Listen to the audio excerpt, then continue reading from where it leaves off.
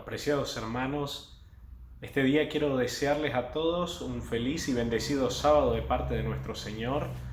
Es mi deseo y oración que podamos experimentar de una manera muy cercana la presencia de Jesús en nuestros corazones y que este día realmente pueda ser de gozo, de paz y de alegría para nuestros corazones. Hoy quisiera nuevamente compartir una reflexión con ustedes, deseando de todo corazón que sea el Espíritu Santo el que pueda guiar nuestros pensamientos, nuestras reflexiones, y por eso quisiera invitarlos a que oremos antes de que yo pueda leer acá la palabra del Señor y ustedes desde donde están, en sus aparatos, sus pantallas, puedan escucharla, también puedan elevar una oración para que el Señor pueda tocar nuestras mentes y nuestros corazones al escucharla.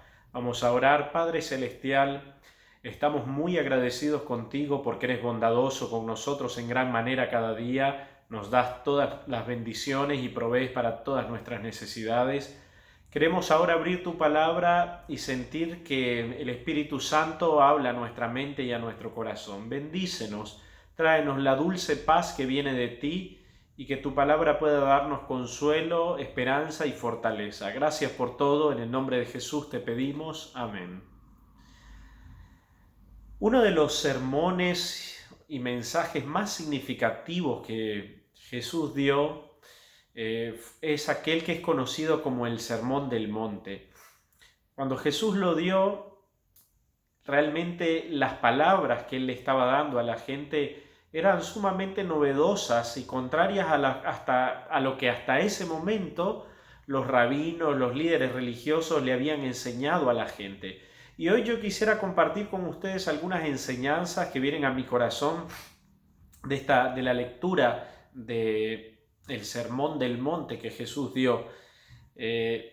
Quisiera leerles en el capítulo 5 de Mateo, versículos 1 en adelante, dice así: Viendo la multitud, subió al monte y sentándose vinieron a él sus discípulos y abriendo su boca les enseñaba. Quiero detenerme ahí. Vamos a arrancar luego a partir del versículo 3. Primero dice un versículo tan sencillo: viendo Jesús las multitudes, vino al monte y allí les enseñaba. Jesús miraba a toda la gente que lo seguía. Habían todo tipo de personas. Algunas personas eran poco preparadas académicamente, otras eran muy encumbradas socialmente, con mucho dinero, con mucha preparación. Muchos de este tipo de personas lo perseguían para criticarlo, lo buscaban, iban detrás de él para juzgarlo, aunque habían algunos cuantos que eran sinceros de corazón, pero habían pobres, ricos, gente joven, adultos, ancianos, todo tipo de personas se acercaba a Jesús, cada uno de ellos con diferentes problemáticas o diferentes situaciones, pero todos y la gran mayoría en realidad de ellos quería encontrar en las palabras, quería escuchar las palabras de Jesús porque encontraban en ellas palabras de fortaleza, de esperanza, de consuelo para sus vidas. Pero cuando Jesús dio este mensaje que es tan importante, tan profundo, tenía un propósito realmente significativo para con la gente. Él quería cambiar la estructura mental que se había formado en ellos hasta ese momento, los paradigmas que la sociedad, especialmente el pueblo de Israel, estaba esperando o tenía como esperanza, ¿sí?, con respecto a su futuro y a lo que ocurriría. Quiero introducirme o continuar, más que introducirme, con algunas citas que están en el libro El deseado de todas las gentes, que habla acerca de esta situación. Cuando Jesús llega a hablarles a la gente, les habla, les predica, les dice el Sermón del Monte, todos estaban pensando y esperando que en ese momento les iba a dar algo muy, muy trascendental, muy especial, muy significativo, porque podían verlo en su rostro, en su porte, en la actitud que Jesús estaba asumiendo. Algo importante venía para ellos. Y en realidad, por su paradigma, por su forma de pensar, sus conceptos hasta ese momento, lo que ellos esperaban de Cristo es que anunciara que iba a instaurar un reino terrenal de poder, que iban a empezar a ser librados de los romanos y que iba a venir una gran bendición material, militar y en todos los sentidos para Israel. Pero dice estos capítulos, estas citas del deseo de toda la gente, dice así: Todos los corazones palpitaban con la orgullosa esperanza de que Israel sería pronto honrado ante las naciones como el pueblo elegido del Señor, y Jerusalén exaltada como cabeza de un reino. Es lo que ellos estaban pensando en ese momento. Todos estaban esperando que el anuncio que iba a hacer era algo espectacular. Pero miren lo que dice a continuación. Cristo frustró esas esperanzas de grandeza mundanal.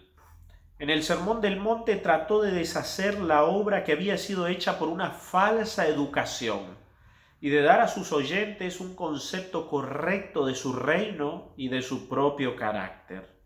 Las verdades que enseñó no son menos importantes para nosotros que para la multitud que le seguía.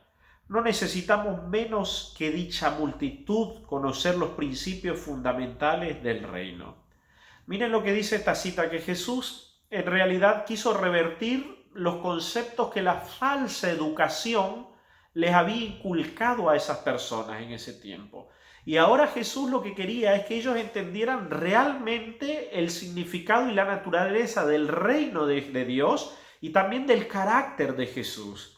Y saben, esta cita dice que para nosotros, igual que para esa gente, sigue siendo importante poder entender la naturaleza del reino de Dios y entender el carácter de Cristo. La Biblia dice que el Dios de este mundo es el diablo, el Dios de este siglo. Y el diablo ha llenado el mundo con un montón de falsos conceptos y parámetros de grandeza y de bendiciones y de dicha y de felicidad, que muchas veces incluso nosotros como cristianos podemos ser arrastrados a ellos, a perseguir estas falsas metas de felicidad, pero que en realidad no revelan el carácter de Dios ni vienen de Él.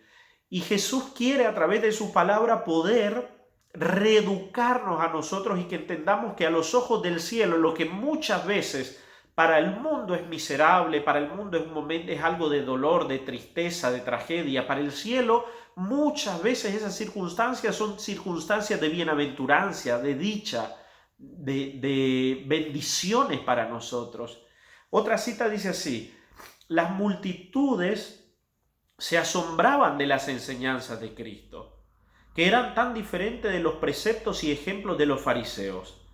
El pueblo, escuchen esto, el pueblo había llegado a pensar que la felicidad consistía en la posesión de las cosas de este mundo y que la fama y los honores de los hombres eran muy codiciables. Era muy agradable ser llamado rabí, ser alabado como sabio y religioso y hacer ostentación de sus virtudes delante del público. Esto era considerado como el colmo de la felicidad. Pero en presencia de esta vasta muchedumbre, Jesús declaró que las ganancias y los honores terrenales eran toda la recompensa que tales personas recibirían jamás. Cuando leo esto y comparo a las realidades que tenemos en nuestro mundo hoy, me doy cuenta que el diablo sigue actuando de la misma manera y lavando nuestro cerebro, haciéndonos pensar que la felicidad consiste en las cosas que nosotros alcanzamos en este mundo. ¿Cuánto dinero acumulo? ¿Cuánto me aplaude la gente? Los logros académicos y los logros materiales que yo alcanzo. Y muchas veces nosotros perdemos nuestra vida, perdemos el gozo profundo, el sentido correcto, el significado profundo de la vida, yendo tras espejismos y falsos conceptos de felicidad, cosas que Cristo no ha dicho que constituyen la verdadera dicha del hombre.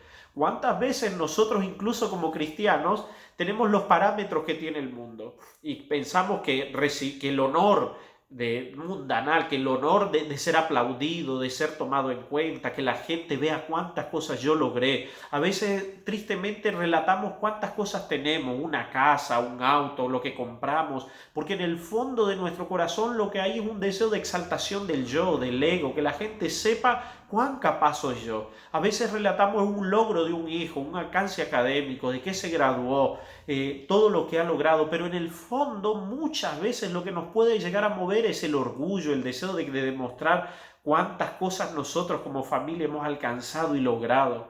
Y Jesús nos demuestra que en el reino de Dios los principios y los valores son diferentes. Y lo que el mundo tiene por dichoso no necesariamente es dichoso para el cielo, pero lo que el mundo ve a veces como tragedia, como dolor, para el cielo es de bendición. Y esto es lo que menciona este sermón del monte. Bienaventurados, bienaventurados, lo que el mundo no considera como bienaventurado, lo que para el mundo es un fracaso, lo que para el mundo es una miseria. Jesús nos dice, miren, este es mi carácter, en esto consiste mi reino, en querer alcanzar este tipo de virtudes, este tipo de cosas. Y el Señor hoy, igual que a esa gente, quiere cambiar nuestros conceptos y hacernos tener un concepto correcto, adecuado del reino de los cielos, de percibir la hermosura del carácter de Cristo y anhelar ser como Él y ver en las virtudes celestiales algo digno de querer alcanzarlo. Quiero leer con ustedes entonces a partir del versículo 3.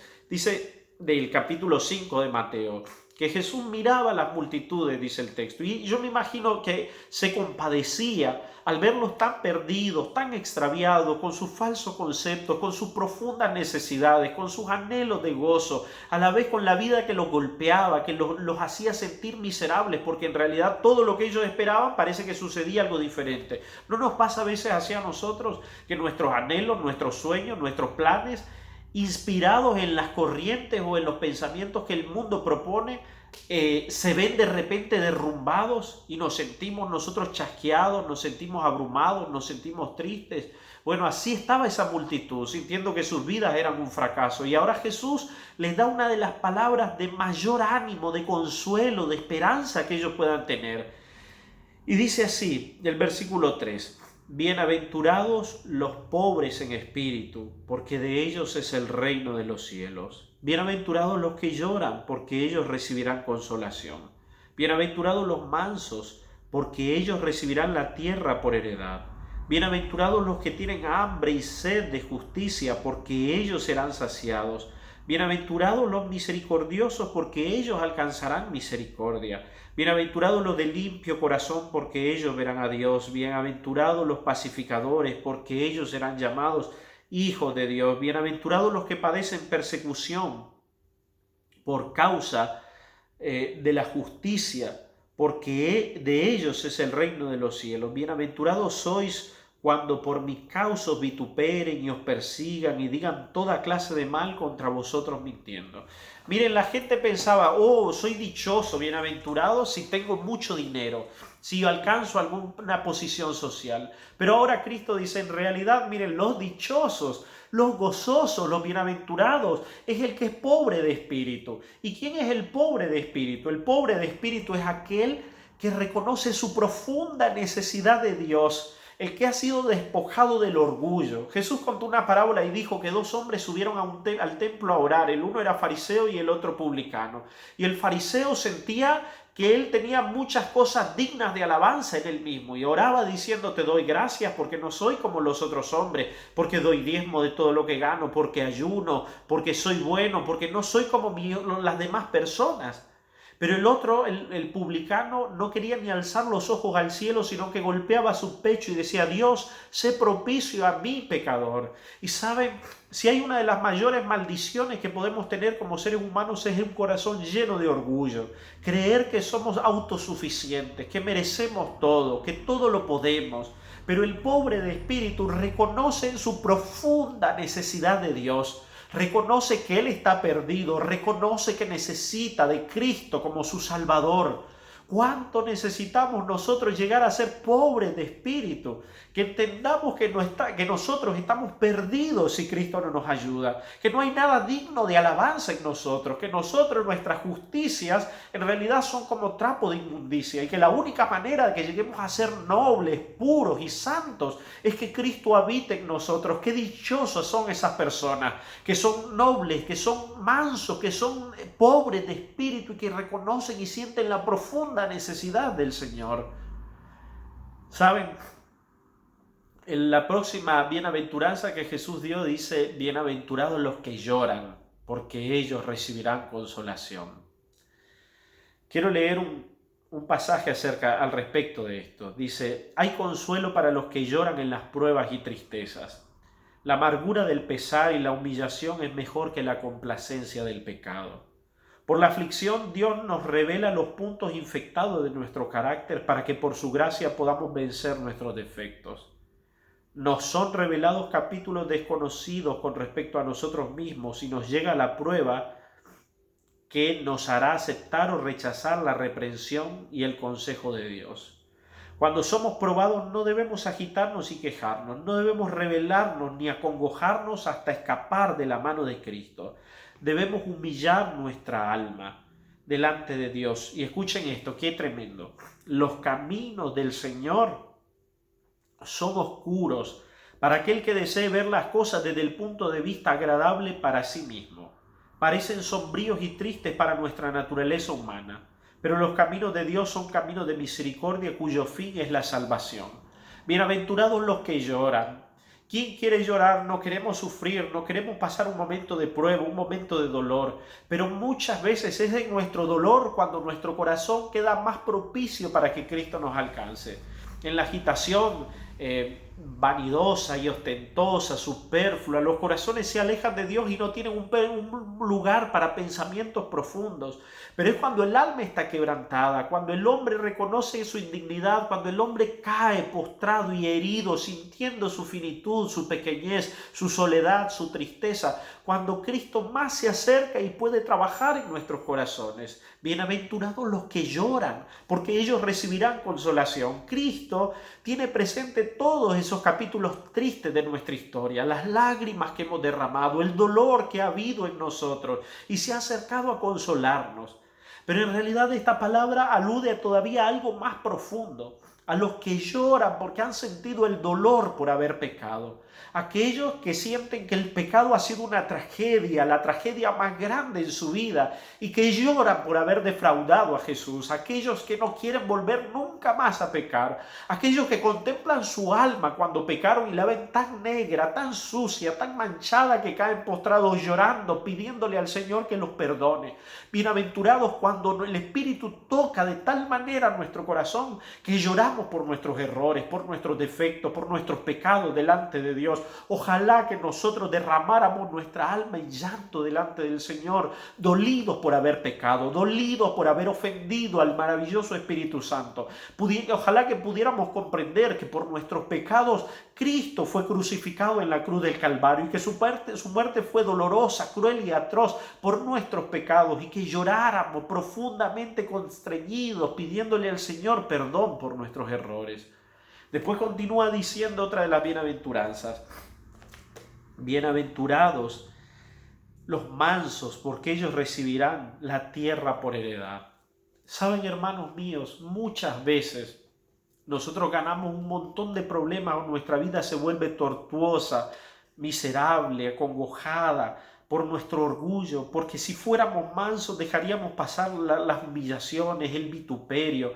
La mansedumbre es aquella que viene de Cristo, porque si hubo un ser humilde en la tierra es Cristo. El diablo nos enseña, el paradigma del diablo es yo, nadie pasa sobre mí. Yo voy a enseñar y a defender cuáles son mis derechos. Yo voy a pararme firme y nadie me va a humillar. Pero Cristo dice, deja las cosas en las manos del Señor, porque mía es la venganza, ha dicho el Señor. Deja que todos tus caminos los ordene el Señor y que seamos mansos delante de Él. Bienaventurados los mansos.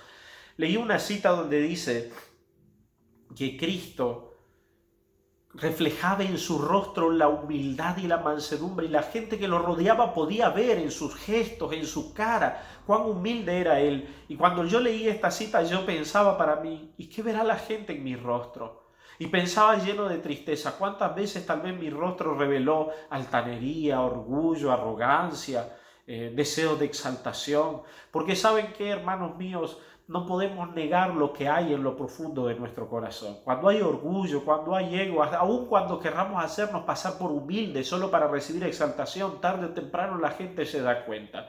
Y la verdadera humildad es algo que se nota. ¿Cuánto necesitamos eso? al ver nuestra orgullo, lo bravo que podemos ser, cuánta vergüenza podemos tener al contemplar al manso y humilde Jesús. En el reino de los cielos no es bienaventurado el bravo, el que defiende sus derechos, el que quiere golpear a todo el mundo para reclamar lo que es suyo. En el reino de los cielos son los mansos los que son bienaventurados, los dichosos, aquellos que guardan silencio, aquellos que aceptan su destino, que aceptan su lugar en la vida con mansedumbre y tratan de agradar y servir en primer lugar al Señor y después a sus prójimos. Esos son los bienaventurados. A veces nosotros estamos infelices en la vida porque no somos mansos, porque estamos inconformes con el lugar que nos toca, con la vida que nos ha tocado, y nos hace falta más mansedumbre y decir: Señor, si yo no merezco nada, donde estoy te agradezco por por el lugar en el cual tú me tienes, por todo lo que me has dado. Hay un texto acá, dice: las dificultades que hemos de arrastrar pueden ser muy disminuidas por la mansedumbre que se oculta en Cristo. Si poseemos la humildad de nuestro Maestro, nos elevaremos por encima de los desprecios, los rechazamientos, las molestias a las que estamos diariamente expuestos, y estas cosas dejarán de oprimir nuestro ánimo. La mayor evidencia de nobleza que haya en un cristiano es el dominio propio. El que bajo un ultraje o la crueldad no conserva un espíritu confiado y sereno despoja a Dios de su derecho de revelar en él su propia perfección de carácter. Qué tremendo esto, ¿no? Mansos de corazón como lo era Cristo. Otra de las bienaventuranzas también continúa diciendo, además de los mansos: bienaventurados los que tienen hambre y sed de justicia, porque ellos serán saciados. Bienaventurados los misericordiosos, porque ellos alcanzarán misericordia.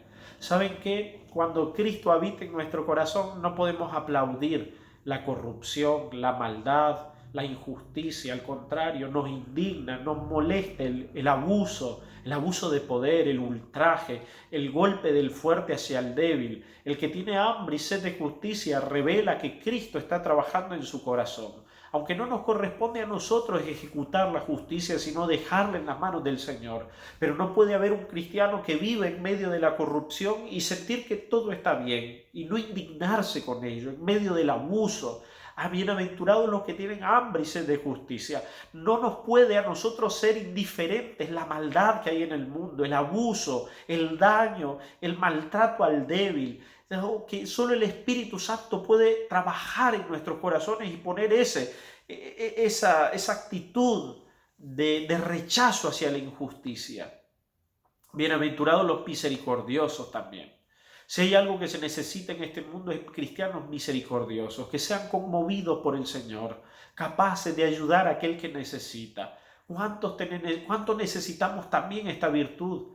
Y miren, estos principios son los principios del reino de los cielos. La misericordia va delante del Señor. Nuestro Dios es un Dios de misericordia que vuelve a extender la mano, que perdona. A veces en nuestras iglesias hay tantos problemas, tantas peleas unos con otros, y falta misericordia, uno que ayude al otro, uno que dé el perdón. El otro texto decía acá: bienaventurados los de limpio corazón, y eso me llama poderosamente la atención. Hace algunos años, un tiempo atrás, cuando era estudiante todavía de teología, leí en una revista la historia de un pastor de una determinada denominación evangélica, de alguna específica. Contaba su testimonio y recuerdo que él decía: no voy a decir mi nombre y mi apellido por respeto a mi familia, para no llenarlos de vergüenza, pero cuento esta historia para beneficio de aquellos que estén pasando situaciones similares. Y entonces en esta historia este pastor contaba que él practicaba el vicio de la pornografía, de la impureza sexual, de ver imágenes incorrectas. Y dice que pasó años haciendo esto, pero que era atormentado en su corazón en realidad porque se sentía mal delante de Dios. Iba y predicaba el sábado. No era, en realidad, no, sábado digo porque estamos acostumbrados nosotros a hacer siempre el culto el sábado, ¿no? Pero predicaba el día del culto que le tocaba predicar, iba a la iglesia, pero su corazón estaba atormentado porque sabía que había fallado, que estaba como un pecado acariciado. Pero dice él que eran como una cadena de hierro que se ataban a él, lo ataban a él. predicaba y todo el mundo le decía, qué bueno, gracias por el sermón, pastor, pero llegaba, dice, a veces estaba de viaje y llegaba al hotel donde estaba y lo primero que hacía era sacar una revista y ver imágenes impuras, o en la iglesia codiciaba mujeres, y cuenta que su vida era un desastre. 10 años pasó de esta manera. Y una vez dice que llamó a un amigo pastor porque no aguantaba más y estaba al borde del abismo con la situación que estaba viviendo. Su matrimonio era un infierno porque ya no miraba a su esposa de la misma manera, la comparaba con las imágenes que estaba viendo. Su esposa se daba cuenta que él tenía rechazo hacia ella. Era una cosa tremenda de dolor. Y dice que un día llamó a un amigo pastor, y le dijo todo lo que estaba viviendo. Y cuando le contó esto a su amigo pastor, su amigo le empezó a llorar y le dijo, ¿sabes qué? Yo me estoy divorciando también de mi esposa porque yo en realidad practiqué esto y ahora ya estoy en un adulterio abierto, y he engañado a mi familia. Y dice que cuando él escuchó esto se estremeció de todo corazón en lo más profundo de su ser y sintió cuán lejos y cuán sucio él estaba delante de Dios. Y de rodillas llegó a su casa, empezó a llorar y encontró este texto, empezó a leer y llegó a este texto. Dice, bienaventurados los limpios de corazón, porque ellos verán a Dios. Y allí él se dio cuenta que todo su pecado, todo su vicio, toda su impureza le habían impedido percibir las bellezas del carácter de Cristo. Su negro corazón impedía que él pudiera escuchar la voz del Espíritu Santo revelándole cosas nobles y sublimes. ¿Cuántas veces en nuestra vida, a veces como cristianos, practicamos cosas impuras, el egoísmo, el mal pensamiento, el mal sentimiento, que no son correctas ni revelan un corazón blanco y puro delante de Dios, que nos impide ser impresionados por el poder del Espíritu Santo? La pureza de corazón es lo que Dios espera, un corazón tan limpio que escuche la voz de Dios que lo impresiona. Escuchen esta cita, dice, todo pensamiento impuro contamina el alma, menoscaba el sentido moral y tiende a aminorar las impresiones del Espíritu Santo. Empaña la visión espiritual de manera que los hombres no pueden contemplar a Dios. El Señor puede perdonar al pecador arrepentido y lo perdona, pero aunque esté perdonada, el alma queda mancillada. Toda impureza de palabra o de pensamiento debe ser rehuida por aquel que quiere tener un claro discernimiento de la verdad. Fíjense qué tremendo esto, ¿no?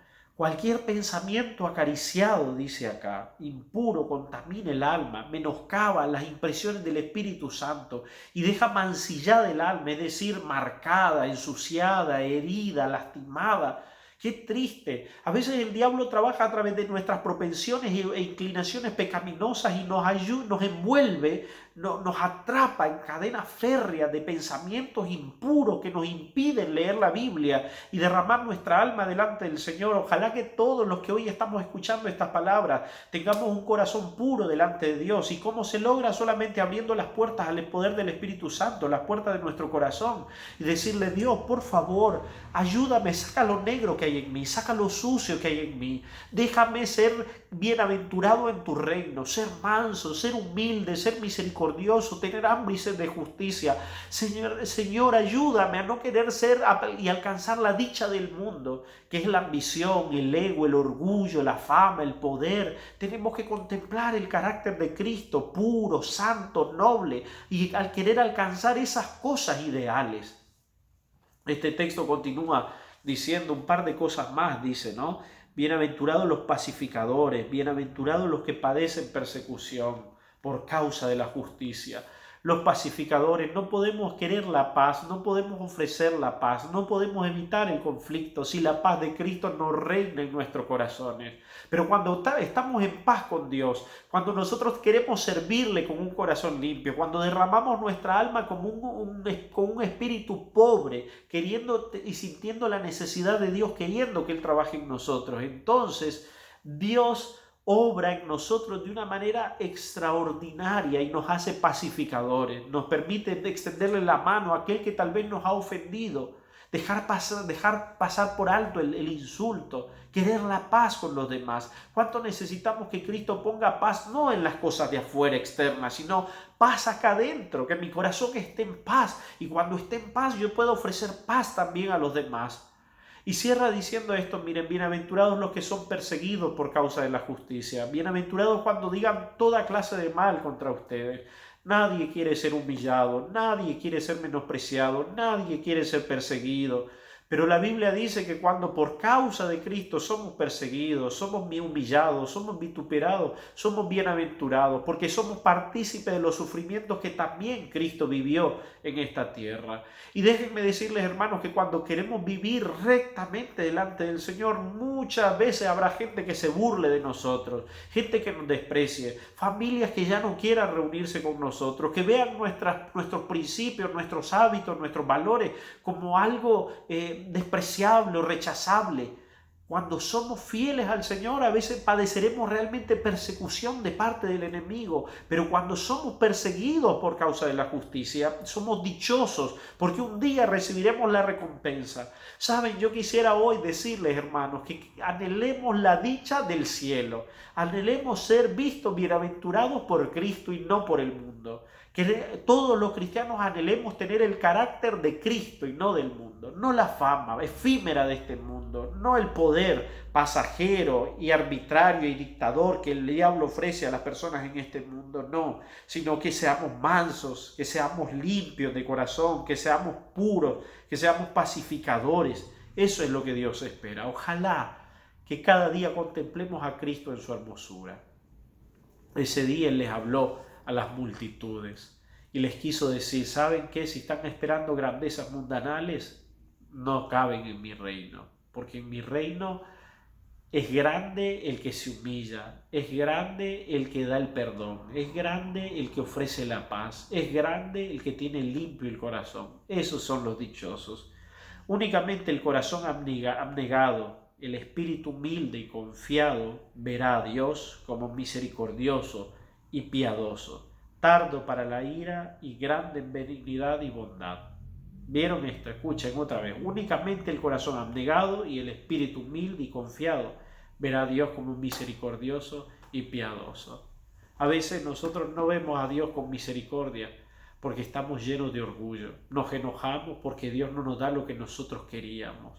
Pero si nos viéramos como somos y lo que merecemos, estaríamos agradecidos con lo que Dios nos da, porque nada somos y nada merecemos, pero de Él tenemos más de lo que muchas veces nosotros esperamos. Que Dios nos pueda bendecir es mi deseo y oración para ti en este día. Que puedas leer nuevamente este Sermón del Monte con los ojos abiertos y el corazón sobre todo abierto para poder copiar el carácter de Cristo.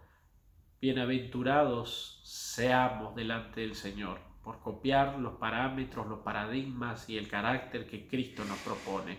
Que Dios nos bendiga. Quiero cerrar con una oración en este día.